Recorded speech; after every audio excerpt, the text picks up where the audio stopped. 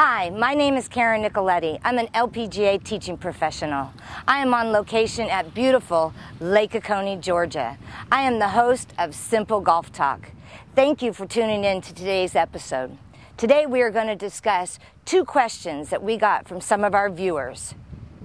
Let me ask you a couple questions. Have you ever had a beautiful practice swing and then stepped up to the ball and hit the worst ball of your life? Have you ever been told, honey, keep your head down, you're looking up, stay down? Have you ever been told, slow down, that's why you slice it, that's why you hook it? Well, if you've answered yes to any of these questions,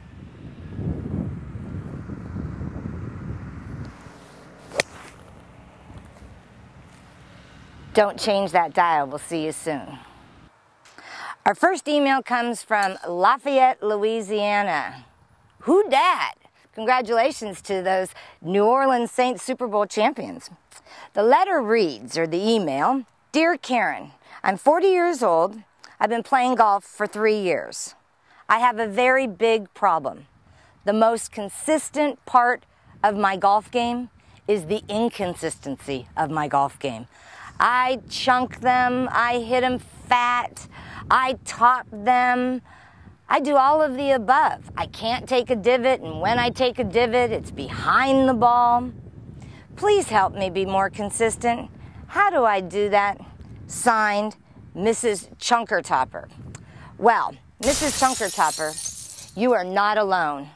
Of all the lessons that I give, you have the same problem of the majority of people that learn to take golf up. What happens? I'm going to explain to you why you top a golf ball.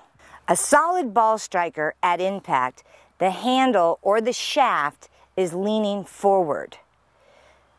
When we top or chunk a golf ball, it's when we try to help the ball in the air, and we actually top the ball with this part of the club. So let's make it simple. Let me tell you how to make a divot, let me show you how to make a divot, and then it's up to you to perfect that skill. So, how do you take a divot? How do you hit a ball solid and pure? The handle of the golf club must be in front of the club head. How do I get the handle in front of the club head? At the top of our swing, we create a wrist hinge. We hinge our wrist. It happens here. You create an angle in your right hand. To be able to hit a ball solid, you must maintain that angle all the way through impact to make solid contact and to make a divot. Handle must be in front of the club head. We must maintain this right wrist hinge through impact. This is what the words hit down means. This is not what hit down means. It's handle in front equals solid contact, the handle in front of the club head. So here's a couple drills I want to talk to you about. The first one being the line drill. So this line drill here is, if you notice, we put 5 tees down. You're going to set the club face, always in direction to a target. Set the club face right next to the tee, and your goal is to get the tee to come out of the ground and have a divot in front of the tee, not behind it. If you're making your divots behind it, that's when you're chunking it. You are releasing that right hand and chunking down on it instead of maintaining the angle through impact. Again, when you chunk it, you are losing the angle of your right hand in the process of trying to lift the ball instead of maintaining the angle and smacking down on the ball. So our goal is to get the tee out of the ground and make a divot on the line or in front of the line. So we keep moving back, try it again, make a divot on the line or in front of the line, and the tee should come out of the ground. As you can see, my right wrist is still hinged back. That's one way to do the line drill. Another drill here we can do with the line drill is put 2 balls down, which would make an imaginary line. You can also put chalk down if you'd like, make a white line. For those of you that live in an area where the weather it's cold, you can't practice outside, I suggest you invest in one of these, the impact bag. It's one of the greatest training aids on how to hit a ball solid, to feel the handle in front. And in small swings, you're going to impact the bag. Keep it simple. Handle in front equals hitting down.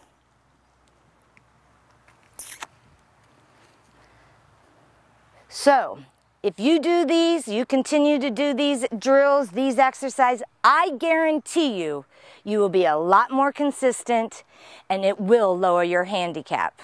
Good luck. Hope to see you soon.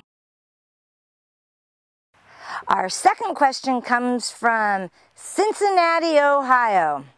I guess I have to say, go Reds. But I'm born and raised in San Diego and I'm a diehard Padre fan. But that's okay. Go Reds. The question reads, Dear Karen, I've been playing golf for about 19 years. I play every Sunday morning with a group of men at the club.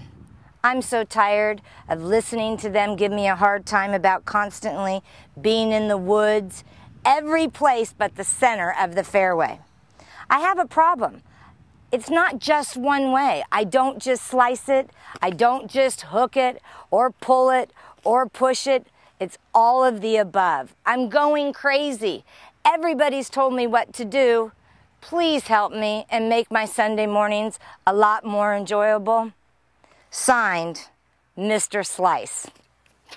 Mr. Slice, I'm going to make your Sunday mornings a lot more enjoyable. Not only you, Mr. Slice, but hopefully everybody watching will understand why you slice the ball or why you hook the ball and have it a simple understanding. So when you lose it, that great saying, lose it, you'll be able to get it back.